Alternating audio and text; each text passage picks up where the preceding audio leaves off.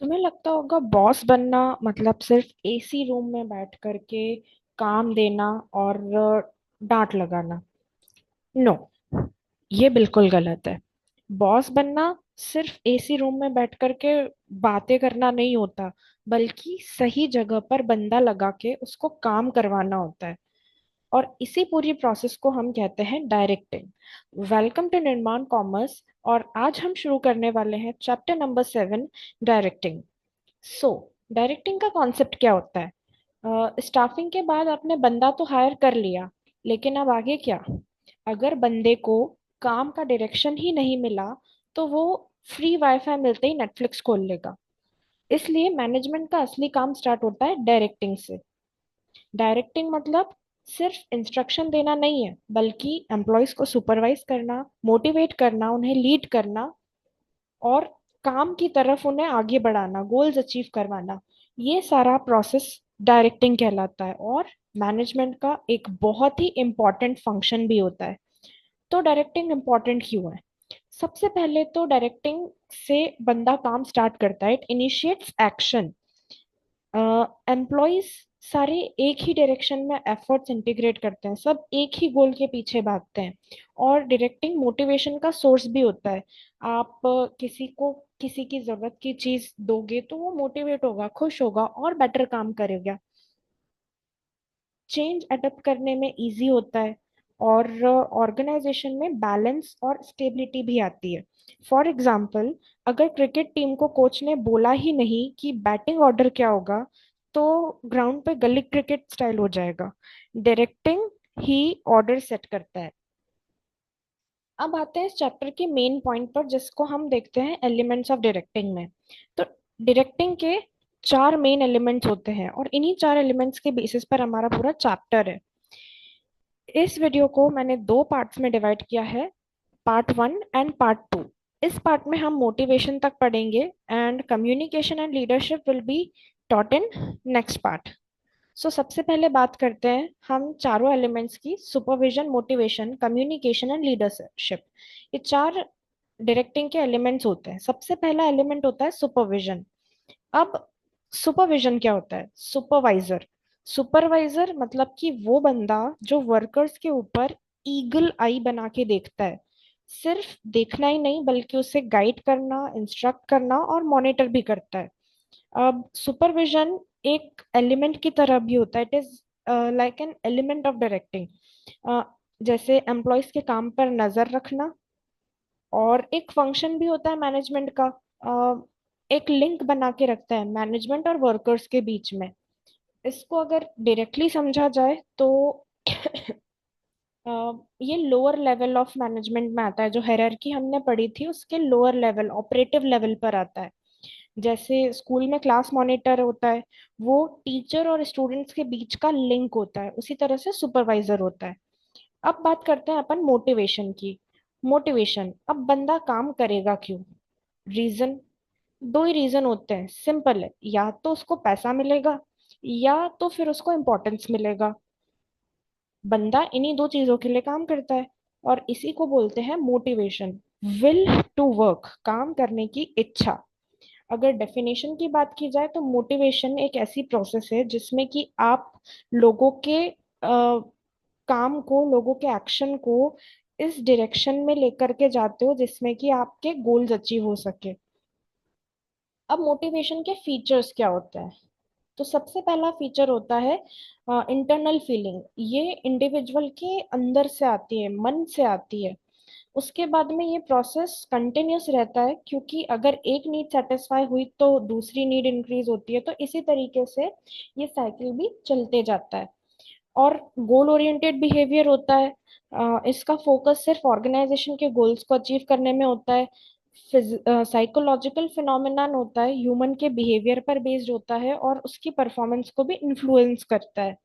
उसके बाद में पर्सन टू पर्सन और टाइम टू टाइम वेरी करता है कि कब किसको किस चीज के थ्रू मोटिवेशन मिलेगा, तो कॉम्प्लेक्स भी है और डायनेमिक भी है। अब इसकी इम्पोर्टेंस भी होती है कुछ, जो यहाँ पर दी हुई है। सबसे पहले तो परफॉर्मेंस इंप्रूव होती है, एम्प्लॉय मोटिवेटेड रहेंगे तो एनर्जी और एंथुसियाज्म के साथ काम करेंगे। उसके बाद में एम्प्लॉय जॉब छोड़ के भागते नहीं है, उनको जॉब सेटिस्फेक्शन रहेगा तो वो बार बार अपनी जॉब चेंज नहीं करेंगे। इससे एम्प्लॉय का टर्नओवर रिड्यूस होता है। देन चेंज एक्सेप्ट करना भी बहुत इजी हो जाता है और गोल्स बहुत जल्दी अचीव होते हैं अगर इंसान मोटिवेटेड रहेगा तो। अब आती है मोटिवेशन की प्रोसेस।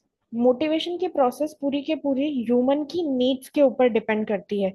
इसको आप यहाँ एक सिंपल से स्ट्रक्चर में देख सकते हो। आपकी कोई जरूरत है जो सेटिस्फाई नहीं हुई है, इसकी वजह से इसको पूरा करने के लिए आप प्रॉपर टेंशन में रहोगे कि ये कैसे होगा, क्या करेंगे। जब आप टेंशन में आओगे तो आप एक्शन लोगे, ड्राइव्स। आप एक्शन इनिशिएट करोगे तो आपको उसका रिजल्ट दिखेगा, आपके पास एक काम करने का बिहेवियर आएगा और कुछ उसका रिजल्ट दिखाई देगा। जब आपको उसका रिजल्ट दिखाई देगा, आपके फेवर में दिखाई देगा, तो आपकी नीड सेटिस्फाई होगी जिससे कि आपका टेंशन कम हो जाएगा। अब ये चीज तो कंप्लीट हो गई, लेकिन क्या आपका जीवन इसमें खत्म हो गया? बिल्कुल नहीं। आपकी एक नीड पूरी हुई तो दूसरी नीड जाग गई। राइट, इसको हम और बेटर तरीके से पढ़ेंगे मैस्लोज नीड हायरार्की थ्योरी में। ओके, एग्जाम्पल के लिए अगर स्टूडेंट को मोटिवेशन है कि iPhone 17 Pro लेना है, तो वो पढ़ाई भी कर लेगा और ट्यूशन भी दे देगा। बस गोल उसके लिए क्लियर होना चाहिए, iPhone 17 Pro चाहिए। ठीक है। ओके, अब मोटिवेशन के कुछ टाइप्स होते हैं। सबसे पहला टाइप होता है पॉजिटिव, नेगेटिव, फाइनेंशियल और नॉन फाइनेंशियल। पॉजिटिव मोटिवेशन मतलब बोनस देना, प्रेज करना, यानी एम्प्लॉयज को एनकरेज करना उनकी परफॉर्मेंस इंप्रूव करने के लिए। नेगेटिव मोटिवेशन यानी कि वार्निंग देना, पे कट करना, यानी एक डर का माहौल बनाना, परफॉर्मेंस इंप्रूव करने के लिए पनिशमेंट देना। अब नेगेटिव मोटिवेशन की अगर बात की जाए तो इससे एम्प्लॉय कई बार बहुत डीमोटिवेट होते हैं, और अगर ये नेगेटिव मोटिवेशन कुछ ज्यादा ही हो जाता है, इसकी वजह से एम्प्लॉयज आपका साथ छोड़ करके भी जा सकते हैं। So you have to keep balance between positive and negative motivation. डर के माहौल में कोई इंसान ठीक से काम नहीं कर सकता। देन कम्स फाइनेंशियल मोटिवेशन, जिसमें आप सैलरी, बोनस, इंसेंटिव, यानी जितने भी मॉनेटरी या पैसों से रिलेटेड बेनिफिट्स होते हैं वो सारी चीजें आप इसमें देते हो। और नॉन फाइनेंशियल यानी कि ये एक साइकोलॉजिकल स्टेट होती है, इमोशनल नीड्स फुलफिल करके, जैसे रिकग्निशन दे दिया, स्टेटस बढ़ा दिया, जॉब सिक्योरिटी दे दी, रिवॉर्ड, अवार्ड, सर्टिफिकेट्स वगैरह ये सारी चीजें दे दी, तो इसमें एम्प्लॉय खुश हो गया, उसको इम्पोर्टेंस दे दी। अब इस चैप्टर का सबसे ज्यादा इम्पोर्टेंट पॉइंट, जिसको बोलते हैं हम मैस्लोज नीड हायरार्की थ्योरी, ये बहुत ही ज्यादा इम्पोर्टेंट है। अब एक इंसान है जिसने इस थ्योरी को क्रिएट किया, जिसका नाम है अब्राहम मैस्लो। इसके अकॉर्डिंग ह्यूमन नीड्स की कुछ स्टेट्स होती है, उसने ह्यूमन नीड्स को 5 अलग अलग स्टेट्स में डिवाइड किया है, जिसे उसने इस हायरार्की थ्योरी में एक्सप्लेन किया है। सो सबसे पहला स्टेप आता है बॉटम टू टॉप अप्रोच है। इसको बॉटम टू टॉप हम समझ रहे हैं। सबसे बॉटम में होता है फिजियोलॉजिकल नीड्स। फिजियोलॉजिकल नीड्स मतलब कि जो आपके बेसिक सर्वाइवल के लिए जरूरी है, वो सारी चीजें, जैसे कि फूड, वाटर, शेल्टर, क्लोथिंग, रोटी, कपड़ा, मकान, ये सारी चीजें। अगर मैं ऑर्गेनाइजेशन के केस में बात करूं तो फेयर वेजेस मिलना आपके लिए एक फिजियोलॉजिकल नीड हो सकता है, कि आपको एक बेसिक सी जॉब मिल जाए और उसमें आपको एक ढंग ढंग का पेमेंट मिल जाए, सैलरी मिल जाए, ये आपकी बेसिक नीड है, फिजियोलॉजिकल नीड है। देन कम्स सेफ्टी या सिक्योरिटी नीड। अब इसके अंदर आता है जॉब सिक्योरिटी, स्टेबल इनकम, एक अच्छा वर्क एनवायरनमेंट मिले, सेफ वर्क एनवायरनमेंट मिले, फॉर एग्जांपल पेंशन, इंश्योरेंस, ये सारी चीजें कई सारी ऑर्गेनाइजेशंस आपको प्रोवाइड करती है। अब सेकेंड स्टेज पर भी आपको मतलब बेसिक से ऊपर थोड़ा जॉब सिक्योरिटी, एक आपको जॉब सिक्योरिटी मिल गई, देन आपको मतलब पहले आपको जॉब मिल गई, अब जॉब सिक्योरिटी भी मिल गई, आपका फ्यूचर सिक्योर हो गया, अब आपकी नीड्स और बढ़ गई, सोशल नीड्स, यानी बिलोंगिंगनेस, अफेक्शन, टीम वर्क। अब भाई अकेले काम थोड़ी ना करोगे, आप कहीं काम करोगे तो 4 लोगों से मिलोगे, बात करोगे, ऐसा तो है नहीं कि बिना बात किए किसी से भी जीवन निकाल लोगे। तो एक फ्रेंडली एनवायरनमेंट होना, स्टाफ पार्टीज होना, ये सारी की सारी चीजें इंसान की सोशल नीड्स होती है। Then comes esteem needs. अब आप मेहनत कर रहे हो काम में, अच्छा पेमेंट भी आपको मिल रहा है, तो भाई थोड़ा सा पोजीशन भी तो कोई चीज होती है कि नहीं होती है, हर समय क्लैरिकल काम तो करते नहीं रहोगे। सो रिकॉग्निशन, स्टेटस, अचीवमेंट, ये सारी चीजें आपकी एस्टीम नीड्स में आती है, जैसे अवार्ड्स मिलना, प्रमोशन हो जाना, ये सारी चीजें। एंड लास्ट स्टेज आती है, that is top most stage of hierarchy, self actualisation needs. इसमें personal growth, creativity, potential fulfilment, ये सारी चीजें होती है, जैसे कोई चैलेंजिंग काम करना, अपॉर्चुनिटीज ढूंढना।